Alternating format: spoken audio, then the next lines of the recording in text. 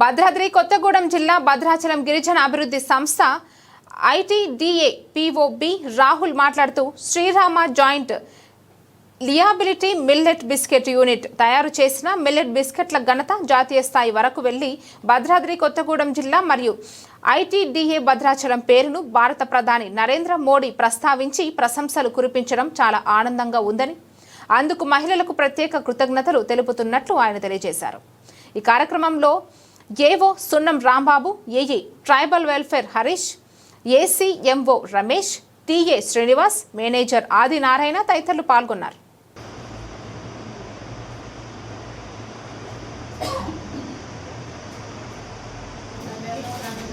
మీరు ఏవాటి వైటీసీ ఏవాటి పొద్దున్న టిఫిన్ లేదు.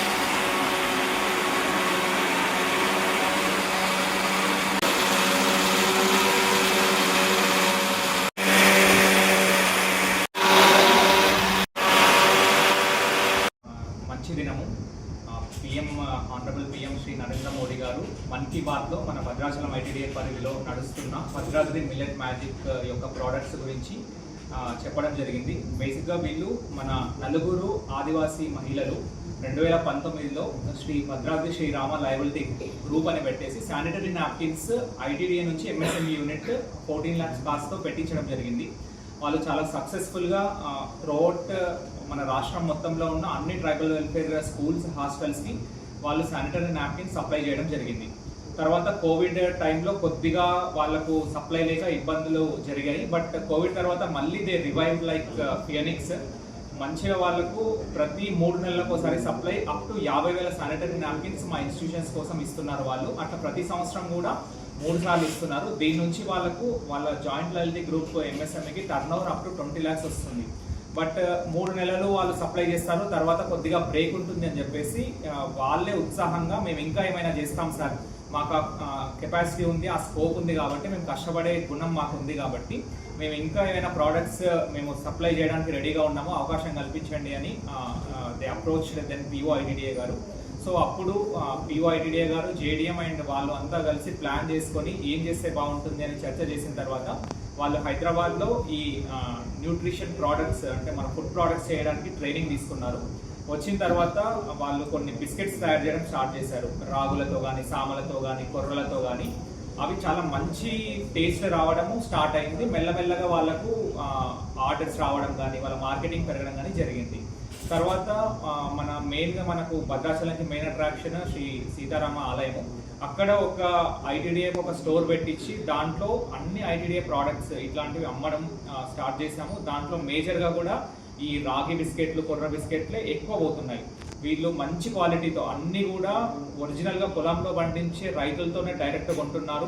వీళ్ళు నెయ్యి కూడా డైరెక్ట్ రైతులతోనే తీసుకుంటున్నారు, మధ్యలో ఏ మిడిల్ మ్యాన్తో తీసుకోవట్లేదు. స్వచ్ఛమైన నెయ్యి, స్వచ్ఛమైన ముడి పదార్థాలతో వాళ్ళు సొంతంగా తయారు చేస్తున్నారు. ఎందుకంటే వాళ్ళు తయారు చేసే యూనిట్ కూడా ఐటీడీఏ ప్రెమిసెస్లోనే ఉంది. సో ఫ్రీక్వెంట్గా మేము కూడా విజిట్ చేస్తూ ఉంటాం ఎట్లా క్వాలిటీ ఉంది అని చెప్పేసి.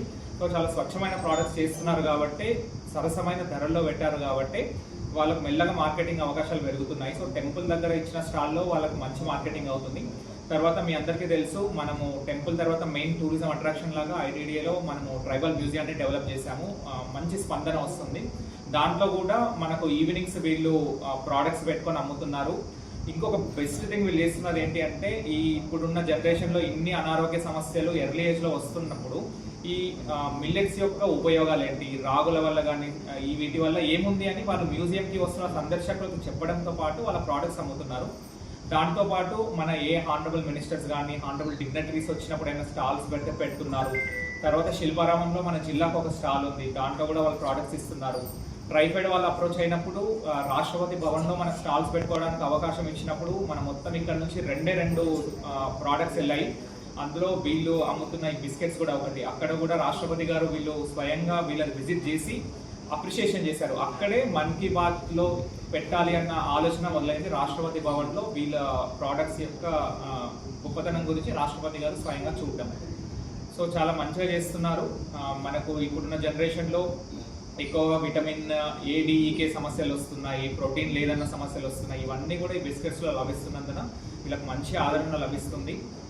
మేము కూడా రీసెంట్గా ఒక ట్రైనింగ్ వీళ్ళకు బ్రాండింగ్ ప్యాకేజింగ్ పైన ఎట్లా చేస్తే బాగుంటుంది అనేది ప్లాన్ చేశాము. Next with some private CSR అసిస్టెంట్స్తో ఇంకా నెక్స్ట్ లెవెల్ తీసుకెళ్ళడానికి కూడా ప్లాన్ చేస్తున్నాము.